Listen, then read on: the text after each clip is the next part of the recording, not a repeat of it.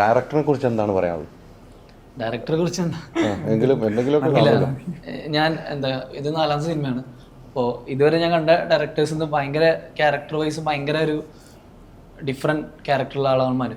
മനുവിനും അറിയാം, മനുവിൻ്റെ കാര്യങ്ങളൊക്കെ ഭയങ്കര ഓർഡറിലാണ് നടക്കുന്നത്. അതായത് ഒരു 8 മണിയാകുമ്പോൾ ഉറങ്ങും, കറക്റ്റ് 4:30 ആകുമ്പോൾ എണീക്കും, അങ്ങനത്തെ കാളാം.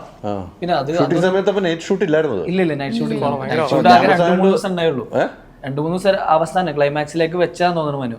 ആ സമയത്തൊക്കെ മനു ഇങ്ങനെ നടക്കായിരുന്നു. രാത്രി 2 മണിക്കൊക്കെ മനുവിനെ കണ്ടാൽ നമുക്ക് ശരിക്കും മറ്റേ നാഗവല്ലിയൊക്കെ ഇറങ്ങി നടക്കുന്ന പോലെ തോന്നും. അത്രയും കയ്യിൽ നിന്ന് പോയിട്ടായിരുന്നു. 9 മണിക്ക് ശേഷം മനുവിനെ കിട്ടൂല. സത്യമാണോ? മനു 9 മണിക്ക് ഭയങ്കര ചിട്ടാണ്.